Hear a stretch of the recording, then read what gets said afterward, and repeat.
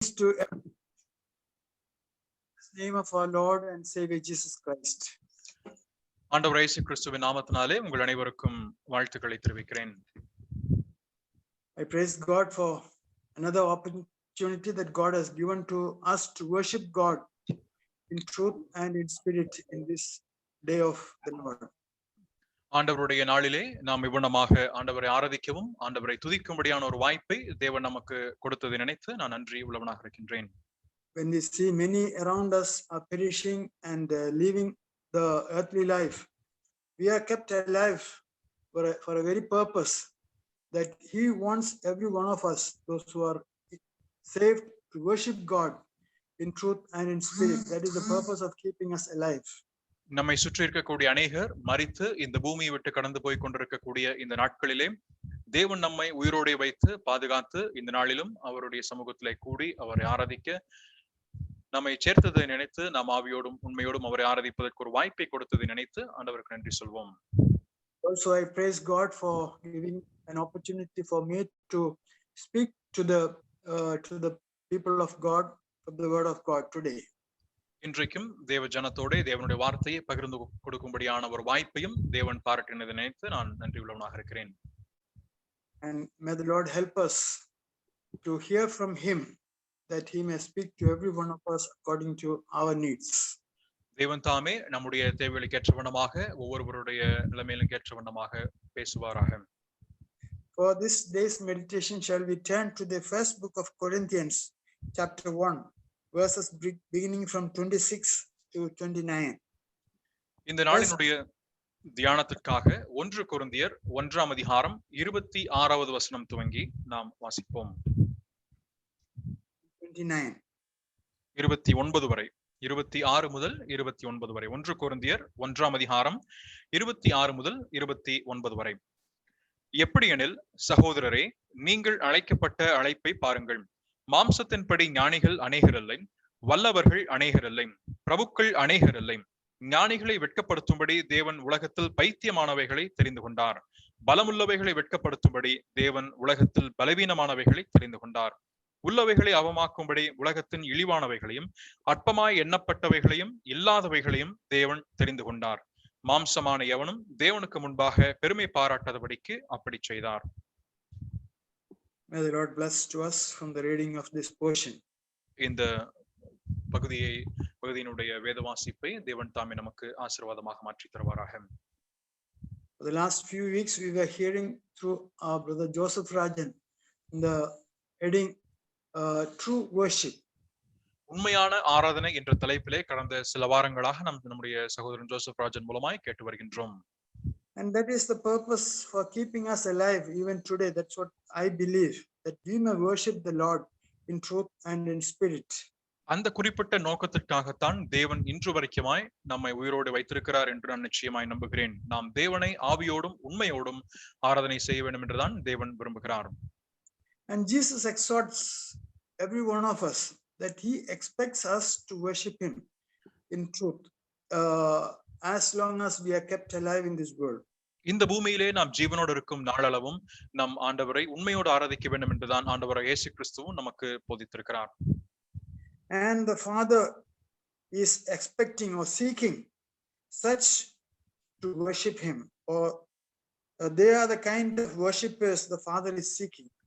இப்படிப்பட்ட நிலைமையிலே உண்மையாய் ஆராதிக்கிறவர்களைத்தான் பிதாவும் எதிர்பார்க்கின்றார். And the Lord Jesus Christ Himself, being the greatest teacher, He teaches us all through His sermons that we may draw closer to Him. We may be the people who are separated from the world for a very purpose of worshiping and being His children. மிகப்பெரிய போதனையாளராக இருக்கக்கூடிய நம்முடைய ஆண்டவர் இயேசு கிறிஸ்துவும் கூட தம்முடைய அநேக பிரசங்கங்களிலே சொல்லும் பொழுதும் இந்த பூமியில நாம் ஜீவிக்கின்ற நாளளவும் ஆண்டவரை ஆராதிக்கவும் அவரை நாம் துதிக்கவும் வேண்டும் என்று சொல்லியிருக்கிறதை நாம் வாசிக்கிறோம். And to teach His people, or people of God, the Lord Jesus Christ used many means and methods, and He goes out of way to reach out to His people, to teach His teachings. தன்னுடைய போதனைகளை ஆண்டவர் இயேசு கிறிஸ்து ஜனங்களுக்கு எடுத்துரைப்பதற்காக பல வழிகளையும் பல முறைகளிலும் பல முறைகளையும் அவர் பின்பற்றியதை நாம் காண்கிறோம்.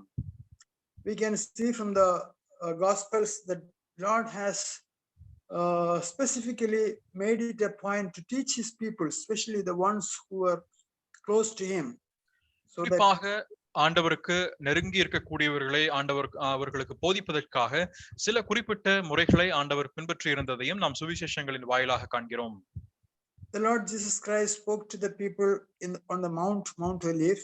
We call it as the Sermon on the Mount, which is a very, very special teachings that the Lord Jesus Christ has taught us. கர்த்தர் நமக்கென்றும் போதித்திருக்கின்ற மிக முக்கியமான விஷயங்களில் ஒன்றாக இருக்கக்கூடிய அந்த மலை பிரசங்கத்திலே அவர் மிக புகழ்பெற்ற ஒரு பிரசங்கத்தை நிகழ்த்தியிருந்ததையும் நாம் காண முடியும். And he used sometimes the seashore where the people, the ordinary fishermen, they gather, and people who come and they work among the fishermen, they were mostly the people whom the Lord spoke from the seashore. சில நேரங்களிலே ஆண்டவர் கடற்கரையிலே இருந்து அமர்ந்து பேசி இருக்கின்றதை நாம் காண முடியும். அந்த இடத்திலே அங்கே கடற்கரை ஓரமாக கடலிலே வேலை பார்க்கக்கூடியவர்கள், மீனவர்களாக இருக்கக்கூடிய அநேக ஜனங்களிடத்திலே ஆண்டவர் அங்கே இடத்துல கூடி அமர்ந்து பேசுகிறதையும் நாம் காண முடியும். And fishermen are the people who are counted. They are not much scholarly. They are not educated. They are the ordinary people who lives only by fishing and trading the fish. அவர்களிலே பெரும்பாலானவர்கள் அதிகமாய் படித்தவர்களோ கல்விமான்களோ கல்வி அறிவு பெற்றவர்களோ அல்ல, ஆனால் அவர்கள் மீனவ தொழிலை செய்யக்கூடிய சாதாரண ஜனமாக ஜீவித்தவர்கள். And also we can see the Lord has taken his people to the wildernesses, that is the places, desert-like places where people gathered, and he spoke to the people concerning the kingdom of God. அதுபோல ஆண்டவர் தம்முடைய ஜனத்தை வனாந்தரமான இடத்திற்கு கூட்டி சென்று அங்கேயும் பிரசங்கித்ததையும் அவர்களுக்கு போதித்தையும் காண்கிறோம். குறிப்பாக தேவனுடைய ராஜ்யத்தை குறித்திருக்கின்ற விஷயங்களை அங்கே எடுத்துரைக்கின்றதையும் நாம் வாசிக்க முடியும். And at times the Lord Jesus Christ himself goes out of the normal paths to reach out to the people who are thought to be unclean, who are thought to be isolated and of no use to society. அதே நேரத்திலே ஆண்டவர் இயேசு கிறிஸ்து சற்று இயல்புக்கு மாறாக தம்முடைய இருக்கின்ற இயல்பு நிலைமைக்கு சற்று மாறாக அவர் அசுத்தமாக ஜீவிக்கக்கூடிய ஜனங்களையும் நபர்களையும் அவர் சென்று சந்திக்கிறதையும் அவர்களுக்கும் அவர் பணிவிடை செய்கிறதையும் காண முடியும். Once we can see the Lord Jesus Christ traveling from Jerusalem to Samaria. ஒரு முறை ஆண்டவர் எருசலேமிலிருந்து சமாரியாவுக்கு பயணப்படுகின்றதை பார்க்க முடிகிறது. Times from Samaria to Jerusalem, Galilee to Jerusalem, which is a route normally not taken by the people, the Jewish people. பொதுவாக யூதர்கள் அந்த கலிலேயாவிலிருந்து சமாரியாவுக்கு செல்லாத அந்த பாதையை அவர் தெரிந்து கொண்டு அவ்வழியாக கடந்து போகிறதையும் நாம் காண்கிறோம். And once when he was traveling from through Samaria, he met with a woman. ஒரு முறை அவர் சமாரியாவின் வழியாக பயணப்படுகின்ற பொழுது ஒரு ஸ்திரீயை சந்திக்கிறார். And I think the purpose of his travel through that route was just to meet that woman who was thought to be an unclean or an isolated person who cannot appear in the normal presence of people. அந்த பாதையினூடாக அவர் பயணிப்பதனுடைய பிரதானமான காரணம் அங்க இருக்கின்ற அந்த ஸ்திரீயை சந்திப்பதற்காகவே என்பதையும் அந்த காட்சியில நாம் பார்க்கின்றோம். குறிப்பாக அந்த பெண்ணை சந்திக்கின்ற வேளையிலே எந்த விதமான இயல்பு வாழ்க்கைக்கும் ஏற்றுக்கொள்ளப்படாதிருக்கக்கூடிய, சமுதாயத்தால் வெறுத்து தள்ளி வைக்கப்பட்டிருக்கக்கூடிய அசுத்தமான ஒரு நிலைமையில ஜீவித்த ஒரு பெண்ணை தான் நாம் அங்கே பார்க்கிறோம். And during the course of the conversation, the Lord Jesus Christ has revealed himself as the Messiah, the Christ, whom the people of God were expecting. அவர்கள் இருவரும் பேசிக்கொள்ளக்கூடிய அந்த நேரத்தில் தாமே ஆண்டவர் இயேசு கிறிஸ்து தம்மை அந்த பெண்ணுக்கு வெளிப்படுத்தும் பொழுது தேவ ஜனம் எதிர்பார்த்திருக்கக்கூடிய மேசியாவாக அவரை அவளுக்கு முன்பதாக வெளிப்படுத்துகின்றார்.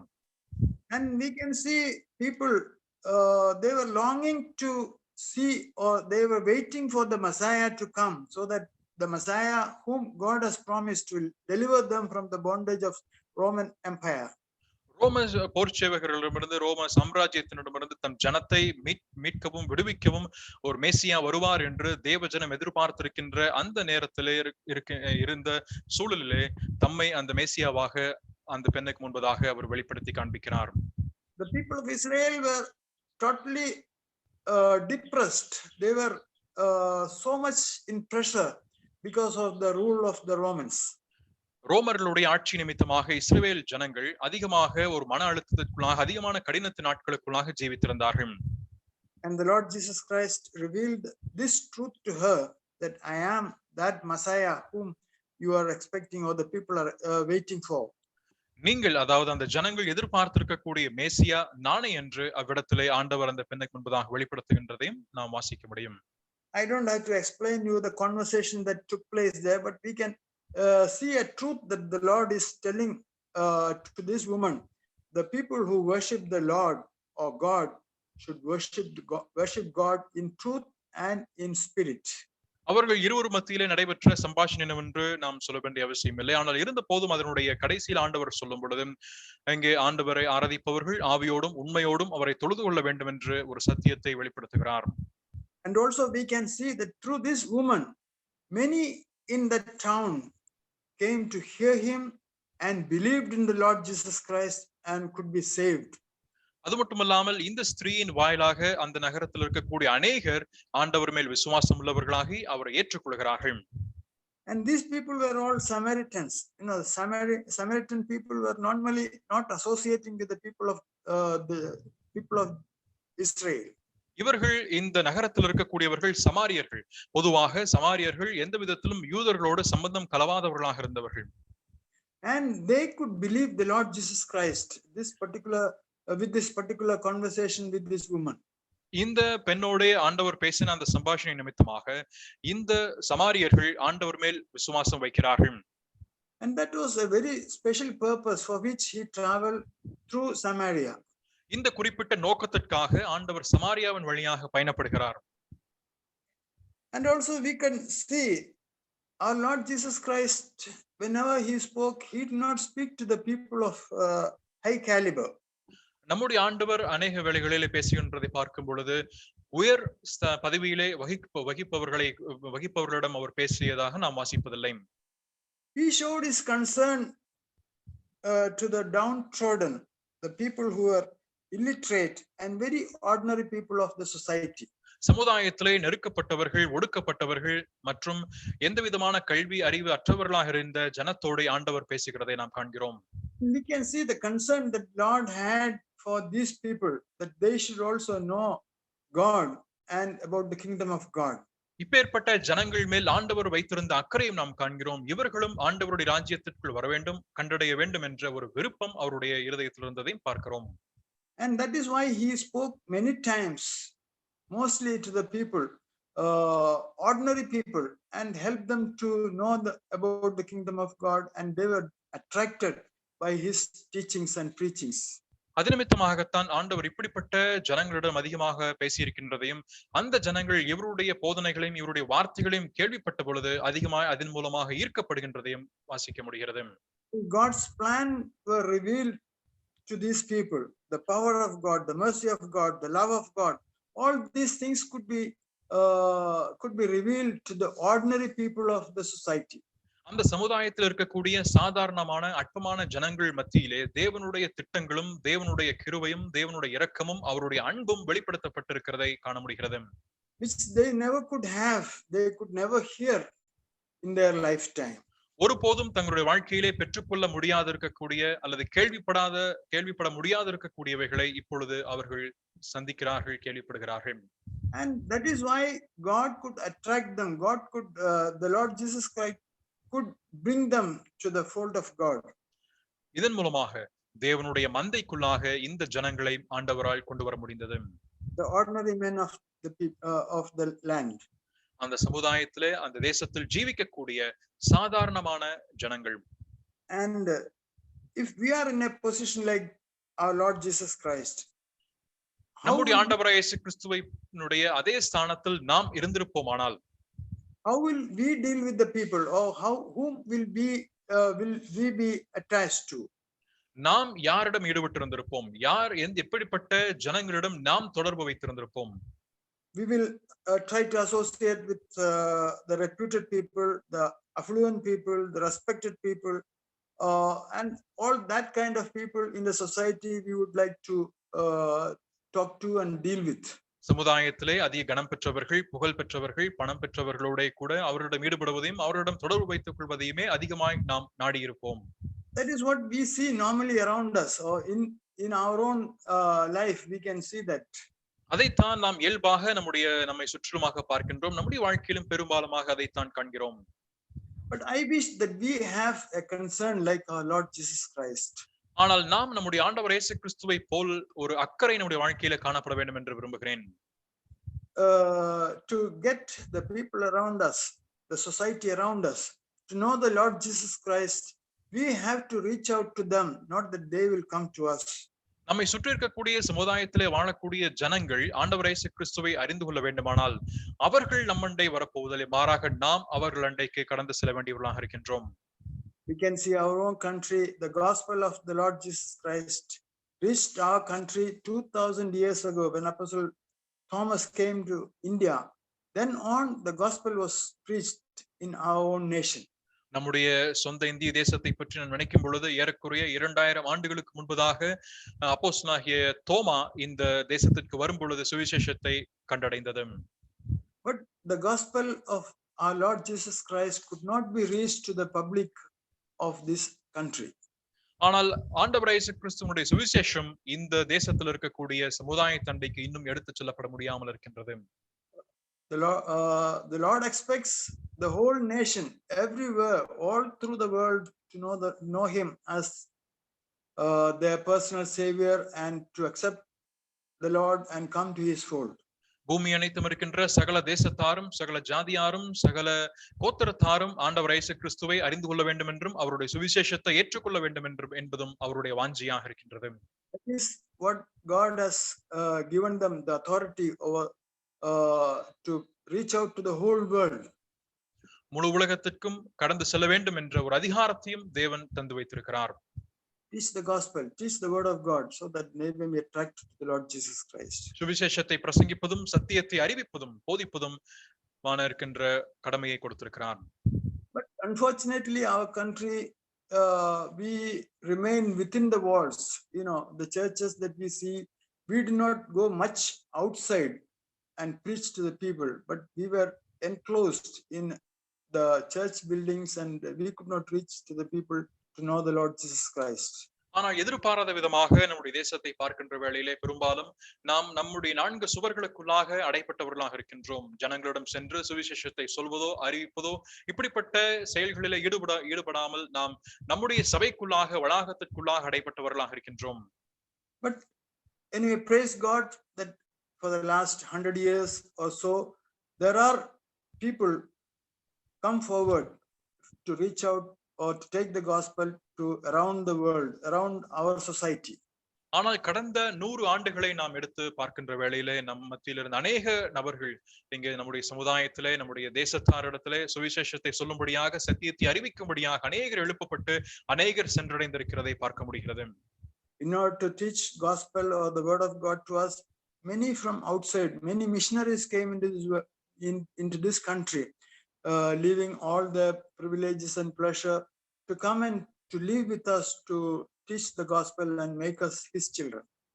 சுவிசேஷத்தை நம் தேசத்தாரிடம் அறிவிப்பதற்காக தேவனுடைய வார்த்தையை நம்முடைய ஜனத்தாருக்கு சொல்வதற்காக பல மிஷனரிமார்கள் வெளிநாடுகளிலிருந்து நம் இந்தியாவிற்கு வந்து நாம் தேவனுடைய பிள்ளைகளாக மாற வேண்டும் என்றும் அவருடைய ஜனமாக வாழ வேண்டும் என்றும் விரும்பி அந்த சுவிசேஷத்தை நமக்கு அறிவித்திருக்கிறார்கள். We are thankful to God for those such people who came, leaving all their pleasures to live with us, to live with the people of India and tell them the love of God, reach out them with the gospel, and many people came to know the Lord Jesus Christ through those missionaries. அப்படிப்பட்ட மிஷனரிமார்கள் தங்களுடைய சொந்த தேசத்தையும் தங்களுடைய சொந்தமான சந்தோஷங்கள் இன்பங்கள் எல்லாவற்றையுமே அவர்கள் முற்றும் துறந்தவர்களாக எல்லாவற்றையும் விட்டுவிட்டு இந்தியாவில் நம்முடைய தேசத்திற்கு கடந்து வந்து தேவனுடைய அன்பையும் தேவனுடைய சத்தியத்தையும் வார்த்தையும் சுவிசேஷத்தையும் நமக்கு அறிவித்திருக்கிறார்கள். அப்படிப்பட்டவர்களை நினைத்து நாம் ஆண்டவருக்கு நன்றி சொல்வோம். Now there is no much time for us in this lifetime, but whatever time God has given to us in this world, let us make use of it and reach out to the people who are around us with the gospel of the Lord Jesus Christ, so that many around us may know and come to the knowledge of the saving power of our Lord Jesus Christ. ஆனால் இனிமேல் நமக்கு காலம் இனி அதிகம் செல்லாது என்பதை நாம் அறிந்தவர்களாக இருக்கின்றோம். ஆனால் இருக்கக்கூடிய காலமளவும், இருக்கக்கூடிய ஜீவியமளவும் நாம் நம்மை சுற்றி இருக்கக்கூடிய ஜனங்களுக்கு ஆண்டவர் இயேசு கிறிஸ்துவினுடைய அன்பையும், அவருடைய சுவிசேஷத்தையும், அவருடைய சத்தியத்தையும், வேத வார்த்தைகளையும் எடுத்துரைக்கக்கூடியவர்களாக காணப்படுவோமாக. And we also see about the Lord Jesus Christ how he was compassionate to the people who are outcast. அது மட்டுமல்லாமல் புறக்கணிக்கப்பட்டிருக்கக்கூடிய அல்லது கைவிடப்பட்டிருக்கக்கூடிய நபர்களிடத்திலே ஆண்டவர் எவ்வளமாய் மனதுருக்கம் நிறைந்தவராக செயல்பட்டார் என்பதையும் காண முடிகிறது. The people lepers who are totally isolated people, to them the Lord Jesus Christ reaches out and makes them to know him as their savior. முற்றிலும் தனிமைப்படுத்தப்பட்டவர்களாக இருந்த குஷ்டரோகிகள் மத்தியிலும் ஆண்டவர் கடந்து சென்று அவர்களையும் சுகப்படுத்துவதையும் அவர்களையும் சென்று சந்தித்து ஈடுபடுகின்றதையும் காண்கிறோம். We can see in our own lifetime there are people who came from Australia and worked among the lepers, and we know the story what ultimately happened to them. Though they loved the people of India, they sacrificed their own life and lived and worked among the lepers. And what happened to them? This is something which we cannot understand from our mind, but it is purely the love of God that led them to come to India to work with us. நம்முடைய வாழ்நாள் காலத்திலும் கூட இப்படிப்பட்ட ஊழியத்தை நிறைவேற்றியவர்களை நாம் காண்கிறோம். ஆஸ்திரேலிய தேசத்திலிருந்தும் இந்த இந்தியாவுக்கு வந்து குஷ்டரோகிகள் மத்தியிலே ஊழியம் செய்து தேவனுடைய அன்பையும் அவர்கள் மத்தியிலே காண்பித்து அவர்கள் பெரிய மாற்றத்தை விளைவித்திருந்தாலும் அவர்களுடைய முடிவு என்னவாக இருந்தது என்பதையும் நம்மால் காண முடிகிறது. Anyway, that was the Lord's plan in order to reach out to the people of Orissa.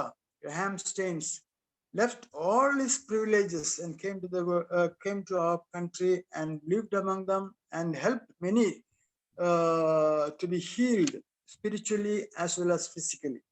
அதே போல அந்த ஒரிசாவிலே கிரஹாம் ஸ்டீன்ஸ் என்பவர் ஆஸ்திரேலியாவிலிருந்து கடந்து வந்து தன்னுடைய சந்தோஷங்கள், தன்னுடைய தேசம் முற்றுமாய் அவர் விட்டுவிட்டு இங்கே வந்து இங்க இருக்கக்கூடிய அந்த குஷ்டரோகிகள் மத்தியிலே அவர்களுக்கு ஆவிக்குரிய விதத்திலே அவர்கள் சரீர பிரகாரமாக அவர்களுக்கு ஆரோக்கியத்தையும் நல்லதொரு மாற்றத்தையும் அவருடைய ஜீவியத்திலே கொண்டு வந்து தேவனுடைய அன்பையும் அவர் காண்பித்திருக்கிறார். And our Lord Jesus Christ during his lifetime he travels from Galilee to Jerusalem through Samaria.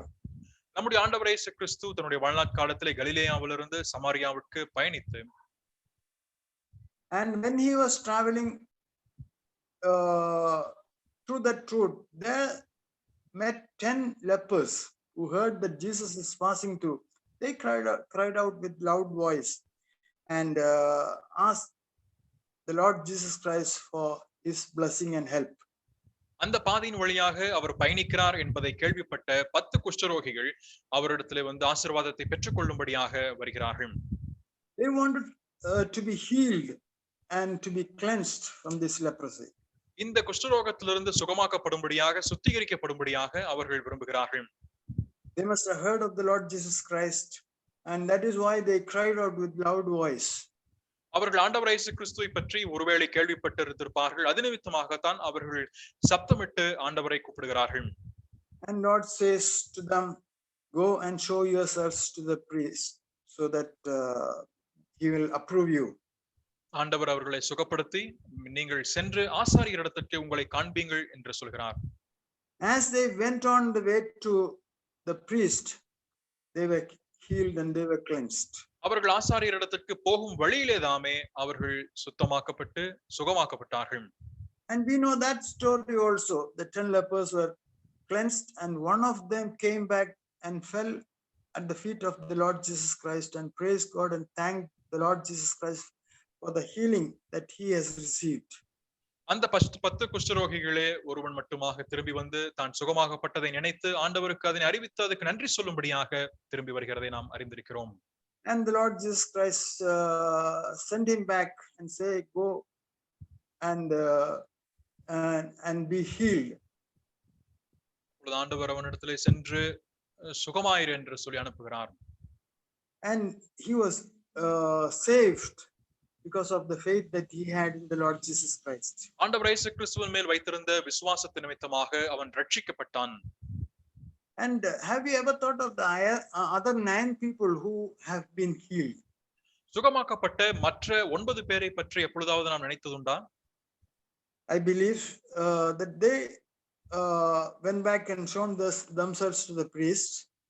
அவர்கள் திரும்பி சென்று ஆசாரியரிடத்திற்கு தங்களை காண்பித்தார்கள். And the priest would have declared them clean by this time.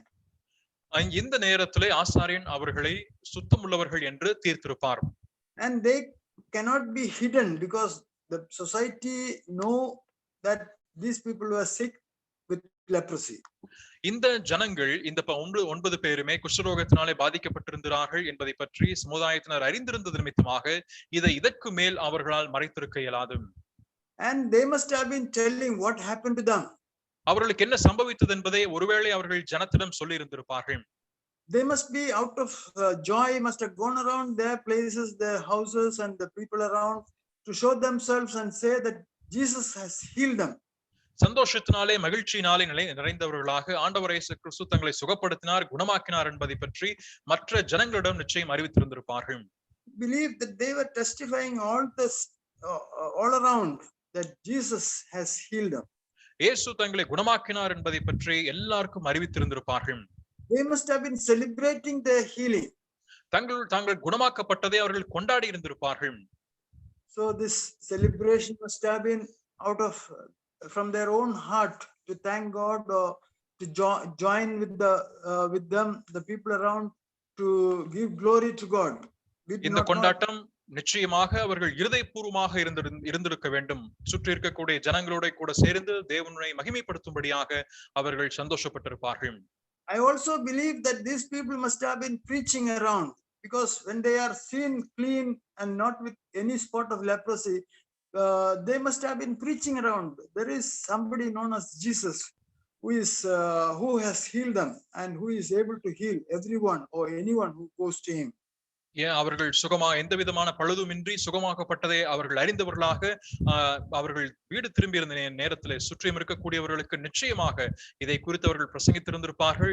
எந்த விதமான வியாதியோ எந்த கஷ்டங்கள் இருந்தாலும் நிச்சயமாக அதனை சுகமாக்க ஒரு வல்லவர் ஒருவர் உண்டு என்பதை பற்றியும் அறிவித்திருந்திருப்பார்கள். We do not know exactly what is happened, but this is what I believe, because they cannot be hidden, because they have been healed from the total leprosy, and the cleansing and the healing that they have received must make them to speak out what happened to them. உண்மையாக அங்கே என்ன நடைபெற்றது என்பதை நாம் அறியாதிருந்தாலும் கூட நிச்சயமாக அவர்கள் ஒருபோதும் இதை மறைத்து வைத்திருந்திருக்க மாட்டார்கள். அவர்களுடைய வாழ்க்கையிலே முழுவதுமாக குஷ்டரோகிகளாக ஜீவித்து புறக்கணிக்கப்பட்ட நிலைமையில வாழ்ந்திருந்தார்கள். ஆனால் இப்பொழுதோ சுகமாக்கப்பட்டவர்களாக அவர்கள் வீடு திரும்பி இருக்கிறார்கள். But all these things that these 9 people did must have brought glory to God. ஆனால் இந்த 9 பேர் செய்திருந்த எல்லா செயல்களுமே நிச்சயமாக தேவனை மகிமைப்படுத்தி இருந்திருக்கும். And when we read through the Bible, we are also exhorted with this sort of teaching and proclaiming gospel or telling others or witnessing others what the Lord has done to us.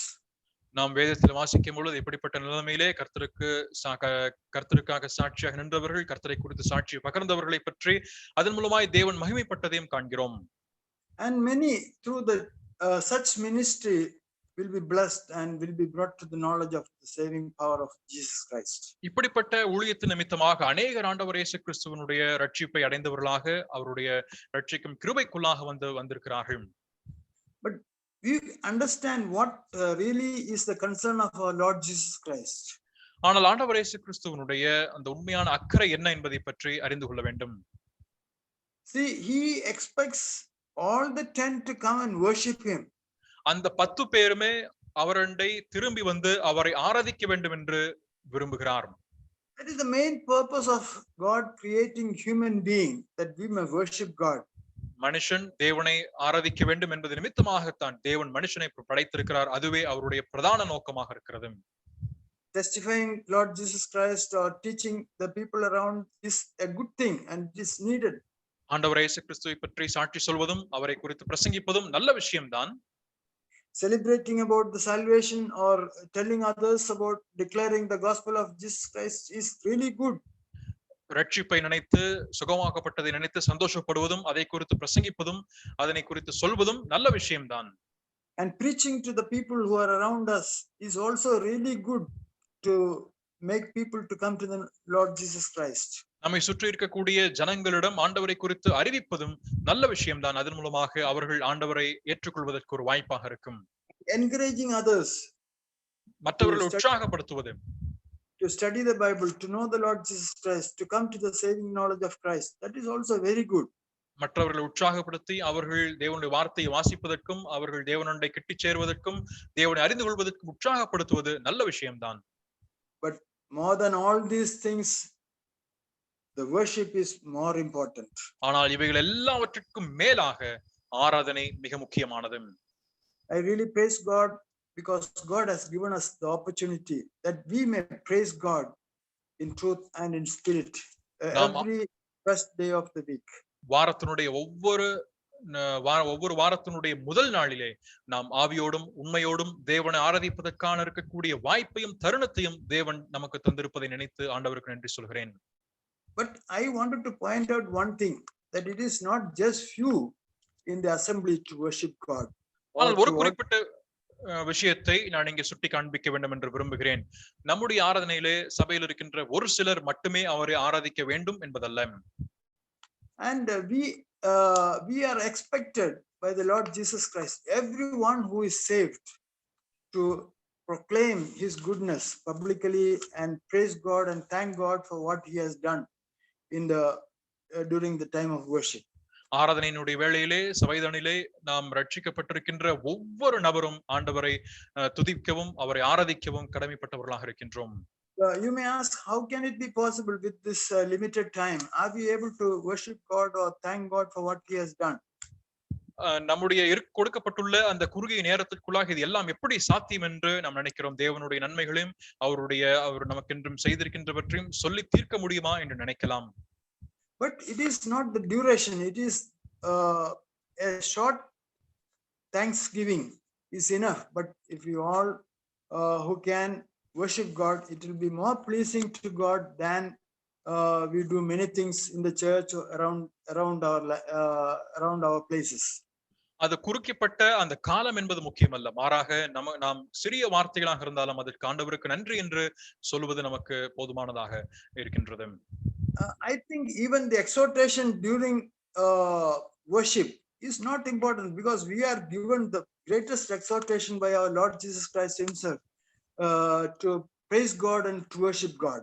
நாம் நம்முடைய ஆராதனை வேளையிலே கொடுக்கக்கூடிய அந்த தியான சிந்தனைகளும் செய்தியும் கூட அது மிகப்பெரிய ஒரு முக்கியத்துவம் அல்ல, மாறாக நம்முடைய ஆண்டவர் தாமே அதற்கென்று மிகப்பெரிய ஒரு தியான விஷயங்களை நமக்கு எடுத்துரைத்தவராக இருக்கின்றார். Our teachings or our exhortation does not go beyond or more useful than what the Lord has spoken to us. ஆண்டவர் நமக்கென்றும் சொல்லியிருக்கின்ற விஷயத்தை காட்டிலும் நம்முடைய போதனைகளோ நம்முடைய தியான விஷயங்களோ ஒருபோதும் அப்பாற்பட்டு அதனையும் தாண்டி செல்ல போவதில்லை. But if we can make use of that time also within this limited time to thank God and praise God for what he has done to us in our life. ஆகவே இங்கே இந்த குறிக்கப்பட்டிருக்கக்கூடிய அந்த குறிப்பிட்ட நேரத்துக்கு உட்பட்டு நாம் அந்த தியானம் கொடுக்கக்கூடிய தியான செய்தி கொடுக்கக்கூடிய அந்த குறிப்பிட்ட நேரத்தையும் ஆண்டவரை துதிப்பதற்கும் ஆண்டவரை ஆராதிப்பதற்கும் பயன்படுத்துவதென்றால் அது மிகவும் சிறந்ததாக இருக்கும். So I just want to say in conclusion that worship is not many things that we are doing even in our churches. நாம் ஆராதனை என்று சொல்கின்ற வேளையில நம்முடைய சபையை நாம் செய்யக்கூடிய பல செயல்பாடுகள் என்பதனுடைய அர்த்தம் அல்ல. Songs are good, no doubt, but songs are something not from our heart. The songwriters from their heart, what they felt, they have written down, and we are joining them to sing even through the songs.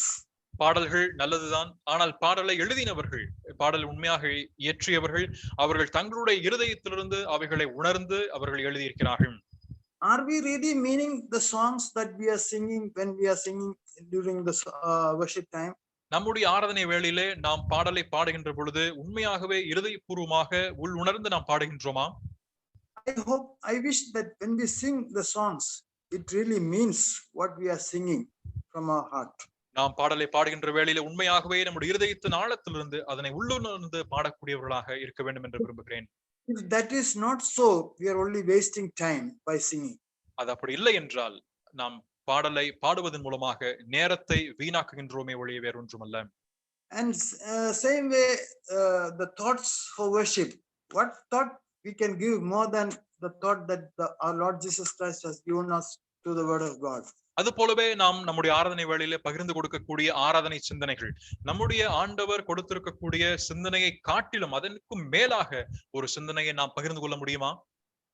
So if that is not really helping us, or if it is not more than that, let us try to utilize that time also to worship God and thank God for what He has done to us. அந்த ஆராதனைக்கு எதுவாக அது பயனுள்ளதாக இல்லை என்று சொன்னால் தயவாக அந்த குறிப்பிட்ட அந்த ஆராதனை சிந்தனை பகிர்ந்து கொடுக்கக்கூடிய அந்த நேரத்தையும் நம்ம அந்த நம் தேவனை ஆராதிப்பதற்கும் துதிப்பதற்கும் பயன்படுத்துவது நல்லது. And let us in conclusion say that let us worship God in truth and in spirit. The time that He has given to us, or whatever the time He has given to us, not only at the time of worship, but every moment in our life should be a time of thanksgiving and worshiping God, even in our own private times. ஆகவே நமக்கென்றும் குறிக்கப்பட்டு கொடுக்கப்பட்டுள்ள அந்த நேரத்திற்குள்ளாக நாம் தேவனை ஆராதிக்கவும் துதிக்கவும் நாம் அவரை முற்படுவோம். அதே நேரத்தில் அந்த ஆராதனை என்று சொல்வது அந்த குறிப்பிட்ட நேரம் மட்டுமல்லாமல் நம்முடைய ஜீவியம் முழுவதுமாக நாம் அவரை ஆராதிக்கவும் அவரை துதிக்கவும் கடமைப்பட்டவர்களாக இருக்க வேண்டும் என்பதை மனதிலே பதிப்போம். So when the people around us see that what is the speciality, what is the special that these people have, நம்மை சுற்றி ஜீவிக்கக்கூடியவர்கள் நம்மை பார்க்கும் பொழுது இந்த நபர்கள் மத்தியில் காணப்படுகின்ற சிறப்பம்சம் என்ன என்று அவர்கள் கேள்வி கேட்க வேண்டும். The joy that these people enjoy, the joy, the love that they have, that should be a question to the people around us. இவர்கள் அனுபவிக்கக்கூடிய பெற்றிருக்கக்கூடிய சந்தோஷம் என்ன என்பதை நினைத்து அவர்கள் கேள்வி கேட்க வேண்டும். And that can help them to know the Lord Jesus Christ one day or other. இதன் மூலமாக அவர்கள் ஏதோ ஒரு நாளிலே நிச்சயமாக ஆண்டவரை ஏற்றுக்கொள்ளும்படியான ஒரு வாய்ப்பு கிடைக்கப்பெறும். The Lord can speak through our life, very life, to the people around us. நம்முடைய வாழ்க்கையின் மூலமாக நம்மை சுற்றி இருக்கக்கூடிய ஜனங்களிடம் ஆண்டவர் நிச்சயம் பேச முடியும். And Lord will help us and reach out to the people through our life, through our dedication, through our service. And the Lord will help us that many around us may be drawn to the loving care of our Lord Jesus Christ. நம்முடைய வாழ்க்கையின் மூலமாக நம்முடைய செயல்பாடுகளின் மூலமாக நிச்சயமாக நம்மை சுற்றி இருக்கக்கூடிய ஜனங்கள் ஆண்டவர் இயேசு கிறிஸ்துவை ஏற்றுக்கொள்ளவும் அவருடைய அன்பிற்குள்ளும் அவருடைய அரவணைப்பிற்குள்ளும் அவருடைய ரட்சிப்பை கண்டடையும்படியாகவும் இது ஒரு வாய்ப்பாக நிச்சயம் அமையும். Especially those people who are around us, they are much worried about the problems of this pandemic, and those who are affected. If we really pray for them, we tell them, we are keeping you in our prayers. That very word will encourage them and cheer them their life. குறிப்பாக இந்த பெருந்தொற்றினுடைய நாட்களிலே ஜனங்கள் இதை பற்றி அதிகமாக கவலைப்பட்டு அதிகமாய் மனம் சோர்ந்தவர்களாக இருக்கிறார்கள். அந்த குறிப்பிட்ட நேரத்திலே உண்மையாக நாம் அவர்களை நினைத்து அவர்களுக்காக நாம் ஜெபிப்போமானால், பாதிக்கப்பட்டவர்களை நினைத்து நாம் ஜெபிப்போமானால், அவர்களிடம் ஆறுதலாக அதே போல் உற்சாகத்தை ஊட்டும் வண்ணமாக உங்களுக்காக நாங்கள் ஜெபிக்கிறோம் என்ற ஒரு வார்த்தைகளை சொன்னாலும் நலமாக இருக்கும். May the Lord help us to think of this and commit our life to the Lord Jesus Christ, so that we may be worshiping God in truth and in spirit, and our life itself will be a blessing to the people who are around us. ஆகவே இவைகளை நாம் சிந்தித்தவர்களாக நம்முடைய வாழ்க்கையை நாம் ஆண்டவருடைய பாதத்தில் நம்மை நாமே சமர்ப்பித்து அதன் மூலமாய் நமக்கும் அதே போல் நம்மை சுற்றி இருக்கக்கூடிய ஜனங்களுக்கும் ஒரு பயனுள்ளதான ஒரு வாழ்க்கை வாழும்படியாக கர்த்தர் தாமே நமக்கு உதவி புரிவாராக. May the Lord help us with these thoughts, and God's name will be honored and glorified. Amen. சிந்தனைகள் மூலமாக தேவன் தாமே நம்மை ஆசீர்வதிப்பாராக. தேவநாமம் தாமே மகிமைப்படட்டும். ஆமென்.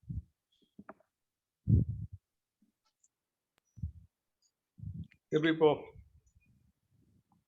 பரலோக பிதாவே, நன்றியான துதிகளையும் ஸ்தோத்திரங்களையும் இருக்கிறோம். அதற்கென்றே இந்த நாளை எங்களுக்கு நீ தானமாய் கொடுத்தபடினால ஸ்தோத்திரம். மகிழ்ச்சியினால் வீட்டில் நாள் ஆண்டவரை ஆவியோடும் உண்மையோடும் தொழுது கொள்ள வேண்டிய நாள் ஆண்டவரே. வெளிப்படுத்தின விசேஷத்தில் நாங்கள் படிக்கிறது போல திரளான கூட்டத்தார் ஆரவாரம் விடுகிறதே கேட்டேன் என்று சொல்லி யோவான் சொல்கிறார். அப்படி ஆண்டவரே உலகம் முழுவதும் அப்படி ஆராதிக்க வேண்டும் என்று விரும்புகிற ஆண்டவர் இந்த பூமியிலே திருச்சபையை வைத்து ஆதரிக்கிறபடினால் நமக்கு ஸ்தோத்திரம். திருச்சபையின் மகத்துவத்தை குறித்து வேதம் சொல்லுகிறது. ஆண்டவரே, அப்போஸ்தலனாகிய பேதுரு ஆண்டவரை பிரசங்கித்தார். 3000 பேர் 5000 பேர் வந்தார்கள். அவர்கள் எல்லாம் வந்து ஆண்டவரை அறிந்து கொள்படியான வாய்ப்பை அந்நாட்களில் பெற்றார்கள் என்று ஆதி அப்போஸ்தலர் காலங்களை குறித்து நாங்கள் லூக்கா எழுதின அப்போஸ்தலர்கள் என்று படிக்கிறோம். அவரமாக இன்றைக்கு கொரிந்தியர் நிருபத்திலிருந்து அழைக்கப்பட்ட அழைப்பை குறித்து நாங்கள் தெரிந்து கொள்ளும்படியாக உதவி செய்தபடினால ஸ்தோத்திரம். அருமையான தாசனை கொண்டு ஆண்டவரே, கர்த்தரை அறிவித்தக்கதாக 9 பேர் போயிருக்கக்கூடும், ஒருவர் கர்த்தரை மகிமைப்படுத்த வந்தார் என்று நாங்கள் படித்தோம்.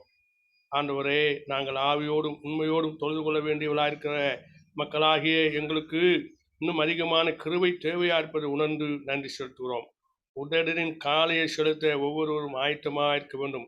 அதற்கென்று ஆயத்தப்படுத்துகிற பரிசுத்த ஆவியா இருக்கிறபடினாலே நன்றி செலுத்துகிறோம்.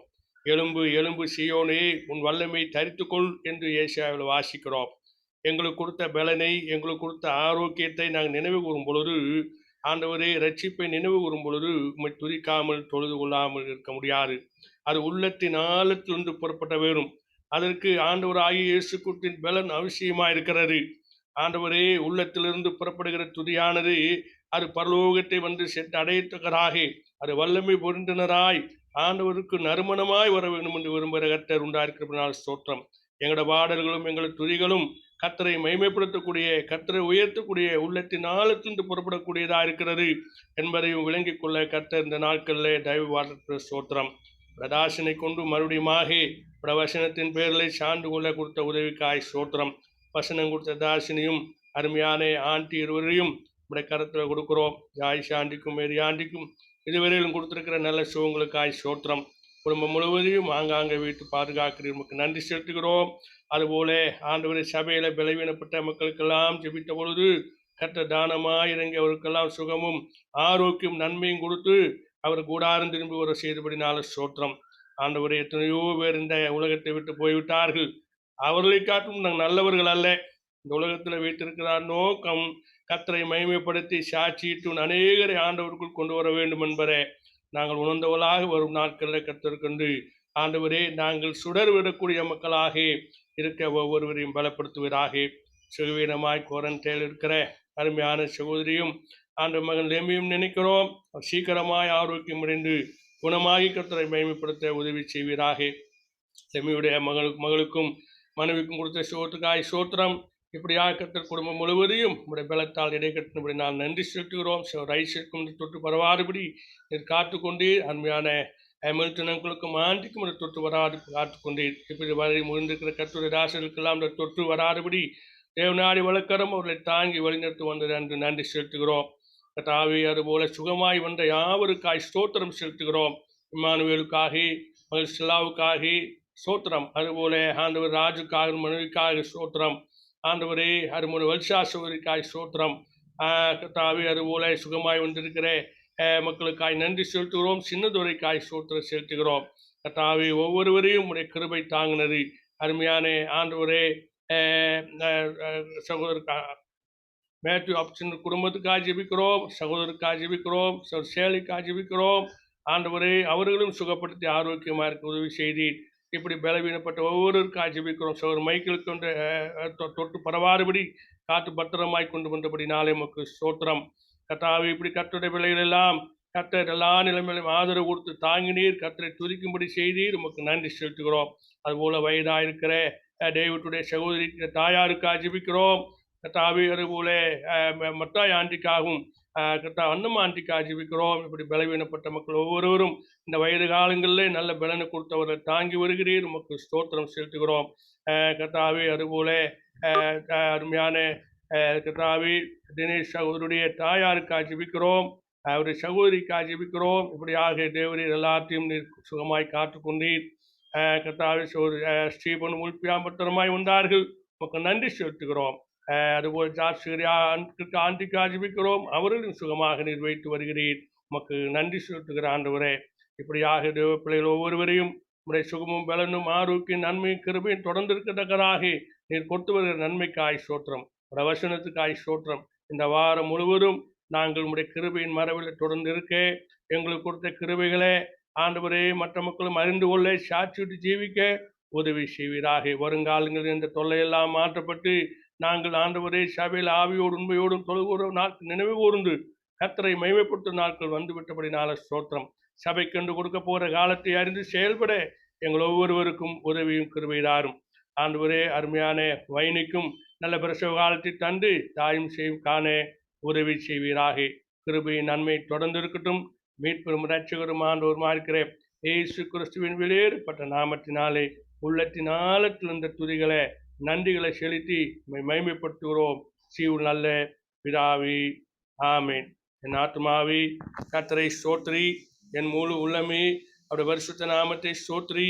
என் ஆத்துமாவே கர்த்தரை ஸ்தோத்திரி, அவர் செய்த சகல உபகாரங்களையும் மறவாதே. ஆமேன்.